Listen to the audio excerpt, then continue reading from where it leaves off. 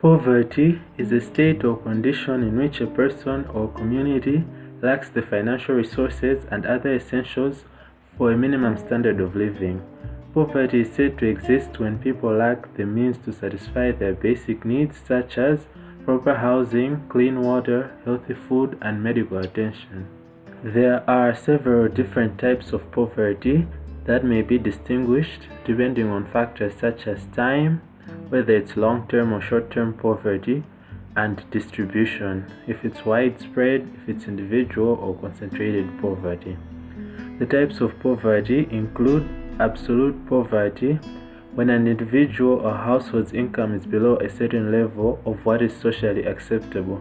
This makes it impossible for the person or family to meet basic needs. Relative poverty. This is when a household receives 60% of the average household income in their own economy. This means that they do have some money, however, not enough to afford anything above the basics. Cyclical poverty. This refers to poverty that may be widespread throughout a population, but the occurrence itself is of a limited duration. Collective poverty. This involves a relatively permanent insufficiency of means to secure basic needs, a condition that may be so general as to describe the average level of life in a society, or that may be concentrated in relatively large groups in an otherwise prosperous society. Subjective poverty. This refers to one's personal consideration of their situation in terms of finances and material needs. Poverty is determined by the feelings, expectations, perceptions, and thoughts of the individual rather than by a standardized definition. Poverty can be caused by many factors, some of which include lack of access to clean water and nutritious food, lack of access to basic health care, inequality or social injustice, conflict and instability, lack of education, lack of access to jobs and livelihoods, poor basic infrastructure, climate change, lack of government support, and lack of financial safety nets. There are many negatives to being poor, and one of the basic negatives of being poor or living in poverty is that your basic needs are not met. For instance, not having enough food to eat, not having access to healthcare, and living in poor housing conditions. Poor people tend to live very stressful lives because most of these needs are not met. This stress of having to find a means to survive day by day can take a toll on not only their physical health but also mental health. You cannot be good living life on survival mode every day and also living in a constant state of worry. Poorer families and individuals may have less active social lives and may see their family and friends less due to a lack of disposable income. They may be less able to participate in leisure and cultural activities such as going to the cinema or to a museum due to price barriers. The poor are more likely to engage in criminal activities such as robbery in order to make ends meet, but also poor people who are homeless people are also more likely to be the victims of street crime. Children living in poverty usually cannot access the best academic institutions, so they tend to do worse in school than their wealthier peers. They may miss some lessons at school due to financial problems at home, and they are less likely to make it to tertiary level education, which also limits their opportunities of employment. Poor people often depend on the kindness of strangers as a means to get by, since they may not have a means of making income on their own.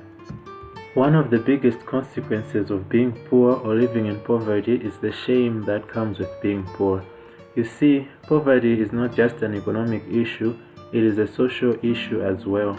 Sometimes people look down on others because they are poor. They may attribute one's poverty to simply being lazy and uncommitted to finding ways to dealing with poverty. Shame arises when a person judges another person in a negative fashion. Because others are judged for being poor, this may eventually lead to feelings of inadequacy or feeling like they have failed in life. The rich, the upper class, the bourgeoisie. Who are they? Someone is considered to be rich when they have a current larger income than their fixed expenses, allowing them to live an extravagant lifestyle. Individuals who are rich have a greater quantity of assets than liabilities. This means that rich people have a higher net worth than poor people. People can become rich through many different ways, such as saving money from the work they do, avoiding spending unnecessarily and getting into debt, boosting their income by switching career paths or finding a side hustle, investing money into other businesses.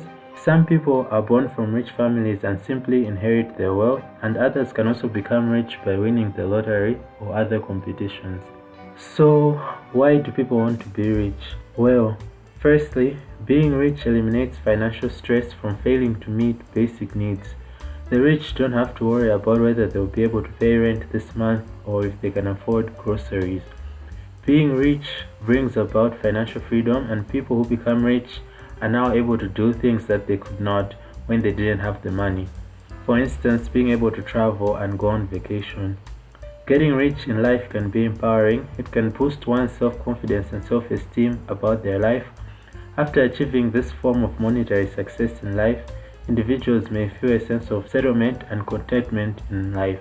Getting rich can greatly change someone's lifestyle. It can create new opportunities in someone's life that they previously did not have access to. Being rich also means being able to afford luxury items such as cars, designer clothes, private jets, mansions, and the like. Being rich also gives someone a high level of status in society. We often view people who are rich as people who have great influence over society, and this may be one of the reasons why people desire to be rich, because they want to be viewed as very important or very valuable compared to others in society. In the age of social media and with the rise of influencers, people try so hard to be seen by others. Not only to be seen, but to be viewed and recognized as people who are well-to-do. Because of this, individuals tend to flex their material possessions and accomplishments to others on social media. People on the internet want to flex to others so that they can be recognized for their wealth. They want to show that they are doing well or they are climbing up the social ladder. Because people are attaining money, they feel that they are now sort of an important person and that their lifestyle is desirable or something to be envied by others. Flex culture is mostly prevalent among the younger generation, and so when other young people see these flex posts on social media, they may feel like they're not doing well in their personal lives. They may start to feel less than. In an attempt to look like they're also doing well in their own lives, they may make posts on social media that make them look like they're doing well when in reality they are not. They may start fake flexing. For instance, pretending to take pictures to look like they're in a private jet or posting pictures as if they bought designer clothes. Being rich, just like being poor, is a social issue. We attribute being rich to having a high social status in society, and with a high social status comes a sense of importance, value, and belonging. But at times when individuals are very wealthy, they may develop a distorted view of themselves. They may start to think too highly of themselves and feel that others don't measure up to them simply because they don't have as much money or assets like them. The super rich can sometimes behave like they are so out of touch with reality and the problems that regular people face. Oftentimes when rich people are making speeches, they tend to say that poverty is a choice. This statement has never really sat well with me because even though how you spend, save, and monitor money is something that is within your control, I feel that rich people tend to forget that there are other factors that are outside of one's control that can make them to be poor or live in poverty. I also feel that rich people tend to undermine poverty because most of them have never been poor or struggled with life financially, like failing to pay bills, rent, and the like. You often see videos on social media where someone says, if I was born poor, I wouldn't be in poverty for so long because I know what to do to become a millionaire. To me, when rich people say this, in a way they shame the poor. I mean, they don't shame them directly, but it's like they're saying being poor is not a serious problem or it's something that has a simple solution compared to other problems. People who are very wealthy may tend to sound delusional and also may neglect all factors that may prevent someone from becoming rich, such as their race, gender, ethnicity, depending on which part of the world they're from. The thing is, people who are poor know that they are poor. They are very much aware of their circumstances. They also have a hard time begging for bare necessities like food and clothing, and being homeless on the streets. Poverty is a multifaceted problem. People are not poor just because they simply don't work as hard as others or they are lazy. But just like any other problem, it is only temporary, and so we just have to extend grace to those who are in a difficult situation and hope that in due time things will get better.